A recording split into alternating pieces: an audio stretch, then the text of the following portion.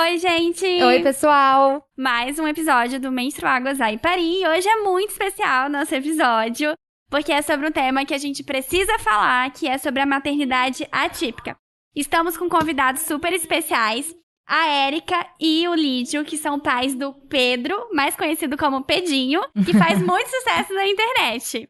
A gente vai ler um texto que eu acho que vocês vão conseguir entender a profundidade do nosso episódio de hoje. Esse texto foi escrito pela Érica. Ela divulga muito a maternidade atípica nas redes sociais e eu acho isso muito legal. Então eu vou começar esse episódio com esse texto, que é lindo e que retrata bem o que é ser mãe de uma criança atípica. Eu te amo o suficiente para te carregar no colo até o fim do mundo. Eu te amo o suficiente para te levar a todas as terapias que fizerem falta. Eu te amo o suficiente para ser sua calma no meio de uma crise convulsiva. Eu te amo o suficiente para não te exigir por demais e não me esquecer que você é uma criança, meu menino. Eu te amo o suficiente para sair para a rua para lutar pelos seus direitos. Eu te amo o suficiente para te tirar um sorriso todos os dias. Eu te amo o suficiente para te dar o mais doce dos beijos. Eu te amo o suficiente para te ajudar a ser o mais independente possível, mesmo que isso demore uma vida. Eu te amo o suficiente para ser sua voz. Eu te amo o suficiente para ser suas pernas. Eu te amo o suficiente para saber o que você precisa sem ainda poder me dizer nada. Eu te amo o suficiente para entender um eu te amo com um só de seus olhares. Eu te amo o suficiente para continuar te dando banho, mesmo quando você era um bebê, mesmo que seu corpo seja ainda de uma criança grande. Eu te amo o suficiente para continuar trocando suas fraldas, até quando você precisar delas. Eu te amo o suficiente para poder cuidar dos seus sonhos todas as noites. Eu te amo o suficiente para ter que te alimentar e trocar a roupinha desde o dia em que te conheci, até todo sempre. Eu te amo o suficiente para agradecer a Deus todos os dias pela sua vida. Eu te amo o suficiente para recomeçar um dia de cada vez. E eu acho que é muito isso. E não tem como a gente não se emocionar com a história de vida de vocês, porque a Érica, ela é médica. Ela é ginecologista e obstetra, ela trabalha com a gente.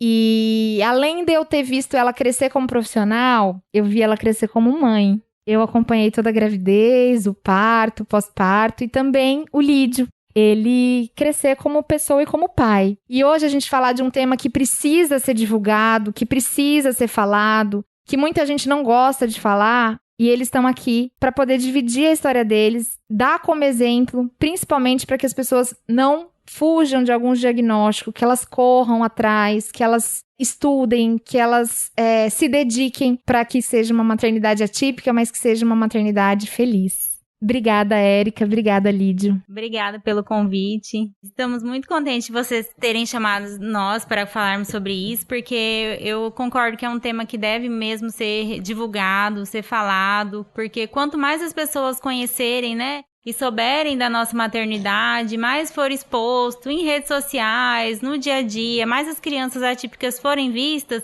elas serão menos discriminadas, teremos menos olhares preconceituosos na rua, menos olhares de pena e dó, menos comentários, né, que é o que a gente mais sente quando saímos com os nossos filhos. E eu acredito que essa divulgação e mostrar para o mundo os nossos filhos, né, é uma contribuição para o crescimento de todos. Com certeza, e mostrar a felicidade de vocês, né? Sim. Embora tenha várias dificuldades, a maternidade atípica, ela pode ser feliz sim. Então, não é o fim do mundo quando você tem um diagnóstico diferente que o seu filho tem ou alguma doença, ou uma síndrome, ou alguma condição rara. É um recomeço, não é o fim de tudo. É sim um começo de uma vida diferente que tem muita felicidade, sim. Oi, Ale. Oi, Mateusa. Oi pra todo mundo, né, que escuta vocês. Que bacana a gente poder estar conversando sobre um assunto que às vezes passa despercebido no dia a dia, né, mas é tão interessante a todos nós. É tão bonito quando a gente consegue olhar o diferente e ver como normal.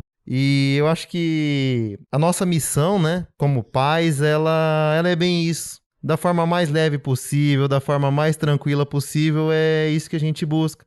Desde sempre a gente tem a consciência que nos sobram dois caminhos, quando a gente sabe que é diferente. Ou a gente cria pontes para os nossos pequenos, ou a gente constrói muros. E é uma felicidade muito grande para nós poder todos os dias, hoje, né, de uma forma muito bacana, de uma forma muito especial, com pessoas que são nossas amigas, que a gente já convive há um tempo, criar mais uma ponte, para que as pessoas possam entender um pouquinho mais o que é conviver, vamos dizer assim, com a maternidade, com a paternidade atípica, que só é um pouquinho diferente, mas é tão bonito e feliz como qualquer outro. A gente não vai conseguir fugir disso. Eu queria saber como que foi o diagnóstico. Conta para as pessoas que estão escutando a gente, Érica, como que foi o diagnóstico. Pode ser de modo resumido. Sim. Depois vocês seguem ela lá no Instagram, que vocês vão conhecer mais a história e conhecer o Pedinho também. Então, eu tive uma gravidez planejada, programada, minha gravidez foi tudo bem, não tive nenhuma intercorrência, tava tudo tranquilo, continuei trabalhando, fazendo tudo normalmente. E aí, quando eu estava de 33 semanas, o Pedro quis nascer. Ele nasceu, tivemos o parto, foi tudo bem também, mas como ele era prematuro, ele já foi diretamente encaminhado para a UTI. E aí, lá na UTI, por onde ele ficou 66 dias, começaram algumas suspeitas. Foi observado que ele era uma criança muito molinha, que é hipotônica, ele teve muita crise convulsiva, ele precisou de ficar muito tempo entubado, com muitas medicações, teve várias complicações na UTI e depois de muito tempo lá, que foram 66 dias,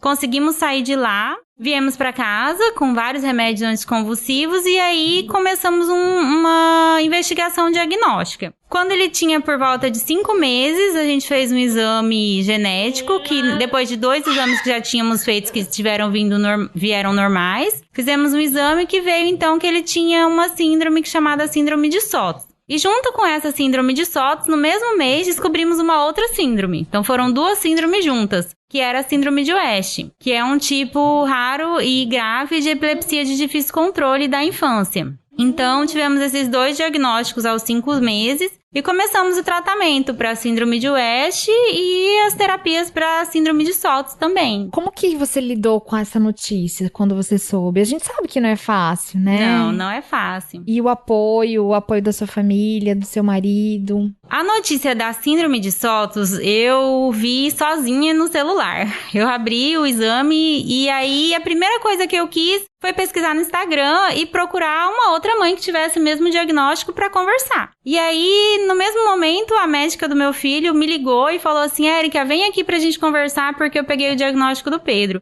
Aí eu falei, não quero ir aí conversar com você, eu quero conversar com outra mãe. Uma médica agora, infelizmente, não vai me ajudar. Eu quero outras mães, eu quero um grupo de apoio, eu quero conhecer gente, isso que eu quero. Aí, assim, ela achou que eu queria, apoio médico, de consolo, disso, e eu queria conhecer. E aí, no mesmo dia, eu já descobri um grupo de mães com Sotos e fui procurar apoio em outras mães. E isso foi o que me acalmou naquele momento e me deu esperanças, entendeu? Que te fortaleceu. E essa questão do grupo de apoio é tão importante, né? De você procurar outras pessoas com a mesma história que você, Sim. a mesma história de luta, a mesma história de tudo. Você recebeu até a visita, não foi? De uma menina com a síndrome, eu lembro. Eu achei a mãe dela que ela postou uma hashtag, e aí achei ela pela hashtag de Sotos, e aí eu achei o Instagram dela, comecei a falar com ela, que ela mora em Rondonópolis, ela até veio um dia aqui em casa pra gente conhecer a filha dela, tudo, e foi bem bacana. E aí, a partir daí, você começou a buscar alternativas de terapia. Sim, aí começamos a fazer as terapias indicadas, ele começou desde pequenininho, né, conseguiu controlar as crises, ele começou a fazer terapia ocupacional, fisioterapia e fonoterapia também. E o apoio do papai?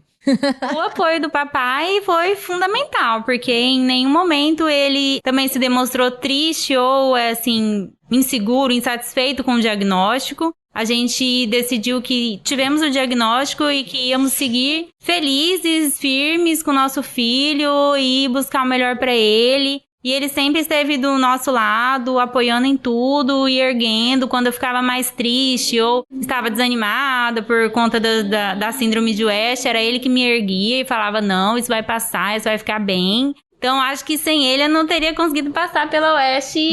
Então, assim, foi tão difícil, né, pra mim. Do jeito que passamos, né? E você conseguiu continuar trabalhando, né? Consegui, eu fiquei trabalhando e ele ficou em casa com o Pedro. Então, esse apoio é essencial, assim. Eu acho que a parceria do casamento, não só com filhos com necessidades, né? Eu acho que toda paternidade, a gente sempre já falamos disso aqui, né? Aquela paternidade ativa em que o pai realmente faz as coisas, participa. Fala um pouquinho, papai. Tá muito quieto hoje, uai. Eu tô Ele tá emocionado deixando vocês aqui, conversarem, né? E prestando atenção. Se me deixar falar, eu falo a noite Pode inteira, falar, né? pode falar. A gente quer te ouvir. Podcast é de vocês. O podcast é de vocês. Então, realmente, a notícia, quando ela chega, né, ela surpreende. Ainda que a gente eventualmente suspeitasse que algo, né, era diferente, a gente nunca imagina. E quando chega um nome diferente, SOTUS, né, eu acho que pouquíssimas pessoas ouviram falar sobre a síndrome de SOTUS. E quando chega um nome diferente, assim, a primeira coisa é o que a Erika falou, a gente quer saber. Mas o que é isso, né? O que eu posso esperar, o que eu vou ter que, abre aspas, né, enfrentar, com o que nós vamos ter que saber lidar daqui pra frente, né? Qual vai ser a nossa realidade de agora em diante? E, claro, como todo pai, como toda mãe, a gente sempre quer o melhor pro nosso filho, né? De que forma a gente pode buscar isso? O meu pensamento sempre foi esse. Dizer que eu não fiquei triste, fiquei um dia. Eu acho que é natural, né? Quando a gente recebe uma notícia diferente, vamos dizer assim, a gente, querendo ou não, sente, né?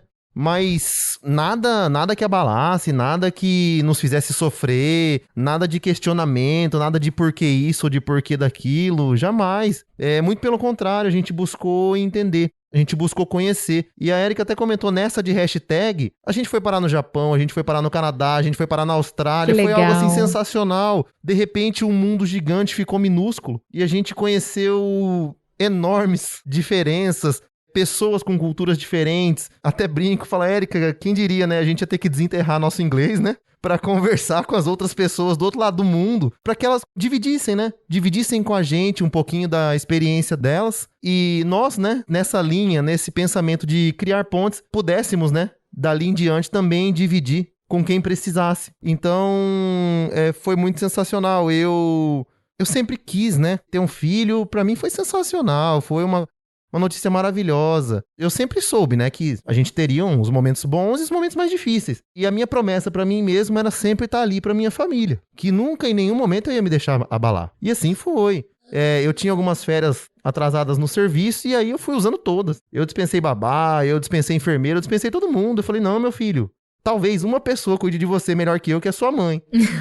Mas sua mãe tem muita gente pra cuidar. Então, tem gente que pode continuar o trabalho do papai e o papai vai ter o prazer de ficar com você. E encarei isso como uma oportunidade única. Uma oportunidade de criar laços ainda mais fortes com meu filho, né? E foi sensacional, porque a forma como ele me olha, eu sinto isso. A forma como ele demonstra confiança não tem preço. Não tem preço, não é pequeno. Vamos Gente, indo. vocês não têm noção como eles estão se olhando aqui. A gente tá gravando pra colocar no canal depois, tá? Depois vocês vão lá ver, assistir. E eu acho que essa... Eu não tenho filhos e quem me conhece um pouquinho melhor sabe que eu morro de medo de engravidar. Mas não por nenhum disso, eu acho que eu tenho medo de cuidar mesmo ali. Preciso amadurecer essa ideia. E é engraçado que quando a gente pergunta pra outras pessoas como é a maternidade e tudo mais, muita gente fala assim, nossa, é muito difícil, tem que ter babá, ó, primeira coisa que você faz, você tem a babá e nananana. E algumas vezes, conversando com outras pessoas, inclusive agora com vocês, a gente vê que vai lá e cuida do seu filho, sabe? É um momento único, você não pode deixar esses laços se desprenderem ou você passar isso pra outra pessoa. É sem julgamento, tenha babá. Eu acho que as pessoas às vezes vão precisar por causa do trabalho, às vezes não tem como ficar. Mas aquele primeiro momento realmente que você pode ficar com seu filho, eu acho que você tem que arregaçar a mãe que ir lá. Planejado ou não a gravidez, agora é seu bebê, é seu filho. E eu acho que esse laço você vai levar pra sempre. Como o Lídio falou, acho que a melhor recompensa mesmo é você olhar pro seu bebê que não fala nada, naquele tamanhozinho, olhar e ver que ele tá falando eu te amo com um olhar e sorrisos mesmo. Eu tento sempre não dizer assim que é uma maternidade difícil, entendeu? Toda maternidade é difícil, todo mundo passa por dificuldades, amamentação, pós-parto, puerpério. A minha maternidade não teve amamentação, não teve puerpério, porque meu puerpério foi na UTI. Então, assim, eu tento, assim, hoje em dia, eu não reclamo de quase nada, praticamente nada da maternidade. Você nunca vai me ver reclamando de meu filho não dormiu, meu filho não comeu, meu filho, porque pra mim o difícil mesmo foi ver meu filho entubado, foi ver meu filho convulsionando, foi ver meu filho tomando 5, 4 remédios anticonvulsivos e ainda assim tendo crise. E foi, assim, umas dificuldades que eu comecei a ver que pequenos problemas da vida, eles podem ser relevados e a gente não precisa de dar tanta importância para pequenos problemas e supervalorizar algumas coisas, que a gente tem que dar valor ao que realmente importa. E assim, eu aprendi com tudo isso a reclamar menos, a agradecer mais, a viver de um jeito mais leve, não ficar sofrendo por qualquer coisinha simples que poderia tirar minha paciência ou me tirar da zona de conforto. Então, assim, pra hoje em dia uma coisa tirar muito do sério tem que ser uma coisa mais, assim, não... Bem grave, né? Mais grave, E é muito legal, assim, que a gente às vezes vê famílias de crianças com deficiência, que muitos casais se separam, né? Se afastam.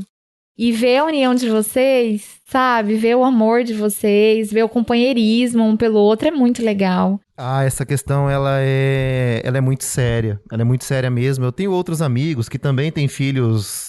Eu não gosto muito da expressão especial, né? É diferente apenas, como todos nós somos. Mas se fosse para ser, né, politicamente correto, portador de necessidade especial, né? E realmente, assim, poucos são os que se mantêm casados e por N fatores, né? Mas eu penso que é nessa hora que é decisivo, ou é nessa hora que a gente vê o quanto a pessoa estava pronta, se preparou para aquilo, idealizou aquilo, quis aquilo, ou mesmo descobriu que aquilo era, né, o mais importante da vida dele ou dela naquele momento. Eu sempre tive para mim que filho, antes de qualquer coisa mesmo, é uma escolha do coração, né? E nossa... Em relação à minha esposa, quando eu conheci ela, eu sabia que eu ia casar com ela mesmo antes dela saber, Olha né? que declaração Gente, de amor. eu fui no casamento, tá? Eu lembro da declaração do Lídio, todo mundo chorou. Então, não havia, na verdade não havia, nem sequer passou pela minha cabeça qualquer outra possibilidade que não fosse fortalecer os laços da minha família. E que o que fosse preciso fazer para aquilo, eu estaria disposto a fazer.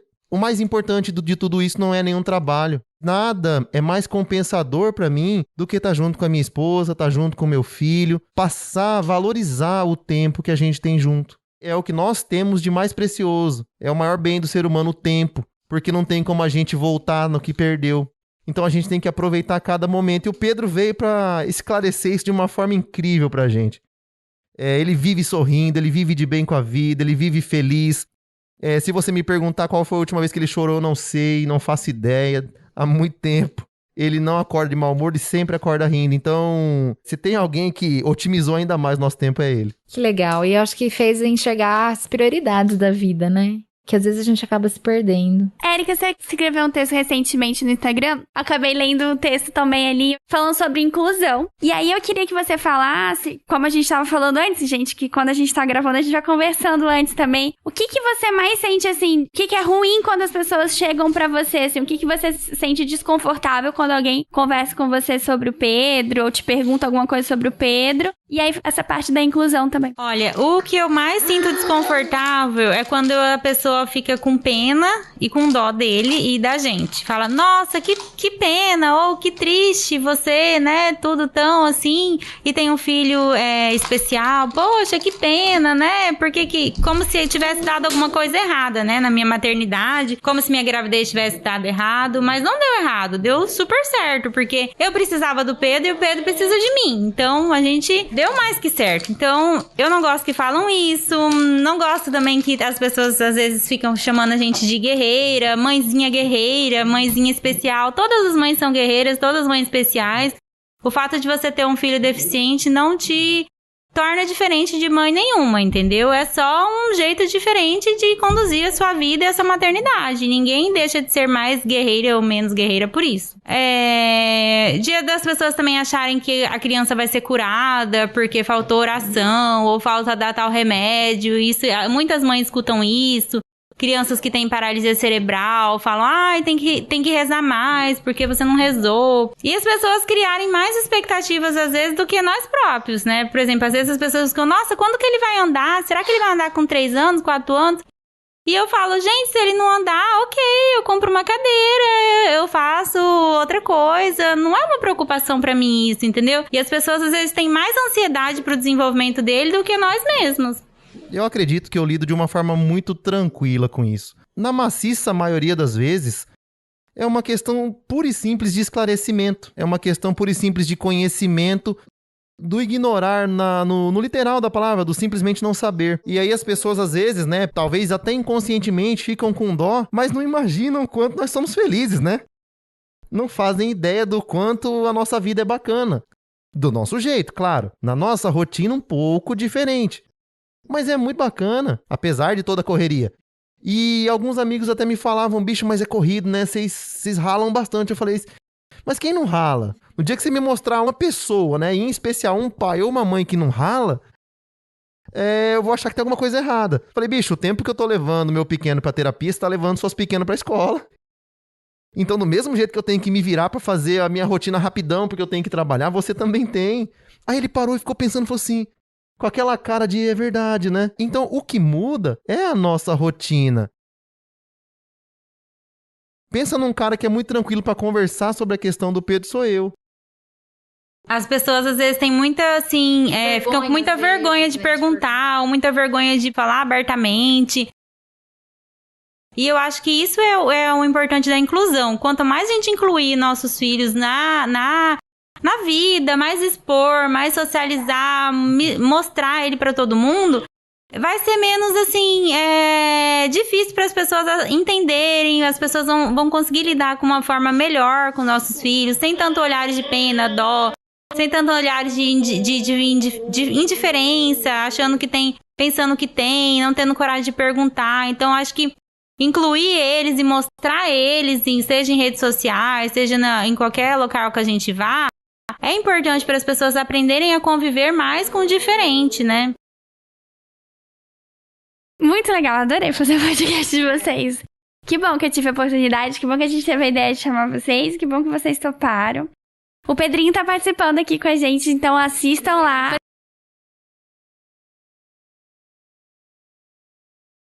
Vocês podem assistir lá no canal da Lê, a gente tá filmando, gravando, vai lá também. Aí vocês conhecem o Pedinho, a Érica e o Lídio. E seguem as redes sociais também, né? Fala, Érica, da sua rede social. E é muito legal que ela coloca o dia a dia dela, do Pedinho. O meu Instagram é @ericacapriata mesmo. Então a gente vê, sendo obstetras, né? Que muitas pacientes, quando têm um diagnóstico de alguma síndrome, de algum bebê com um portador de deficiência, que ela acha que é o fim do mundo, que acabou a vida, que ela não vai ser mais feliz. E aqui tá a prova pra vocês que não é o fim, é só o começo, né, Érica? É normal, né? As pessoas sentem muito medo de ter um filho com deficiência. É um medo, assim, extraordinário, medo de ter um filho com deficiência, como se fosse uma coisa terrível. E aí eu tento mostrar pra aquelas que às vezes dá uma outra coisinha alterada, que não é assim, que existe vida após o diagnóstico, que o diagnóstico é só um ponto de partida. Mas as pessoas têm muito medo, né, de qualquer coisa que dê alterado. Então, acho que foi muito legal esse podcast para trazê-los aqui. Né, ela é uma médica também, além de ser mãe. Então, ela também tem essa visão de dar diagnóstico, né, de dividir, de estar do outro lado. E como mãe e Lídio como pai, eles puderam dar o exemplo de vida deles. Então, muito obrigada.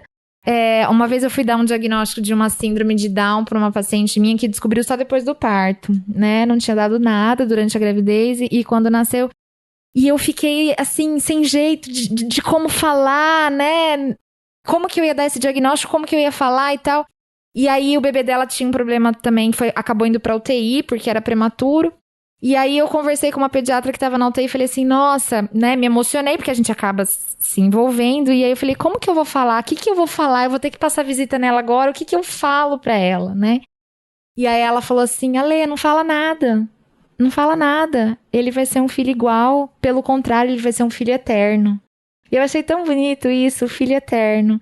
E essa mãe vai amar ele incondicionalmente, porque ela vai amar sem interesse. Ela vai amar sem querer nada em troca. Então, eu acho que é isso.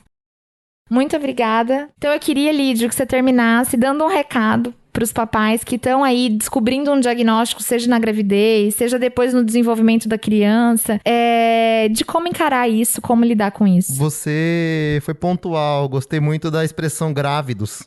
Porque, obviamente, né, apesar da gente não carregar, disse lá atrás, né, que filho é uma escolha do coração.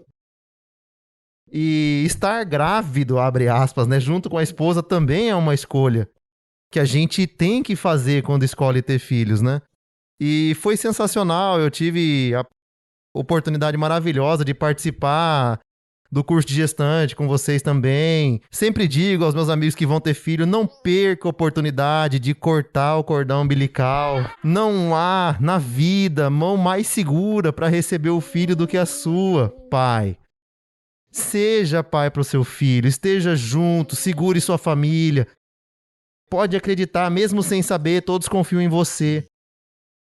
Todos acreditam muito no seu potencial. Eu pude perceber de diferentes maneiras que uma infinidade de preocupações assim estão muito presentes, né?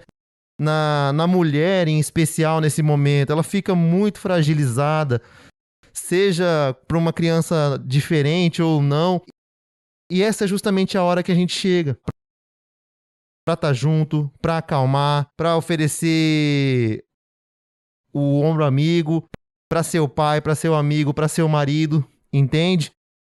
Eu acho que é nessa hora que a nossa presença mais do que nunca se torna determinante. É a diferença entre para sempre e nada mais, né?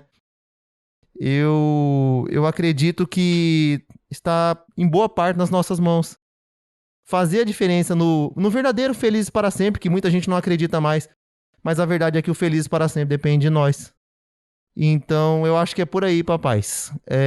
Quando o pequeno, pequena, pequenos ou pequenas, sejam gêmeos ou não, né? Vier e no fim das contas, a verdade é que o pai só se toca mesmo quando nasce, quando ele vê.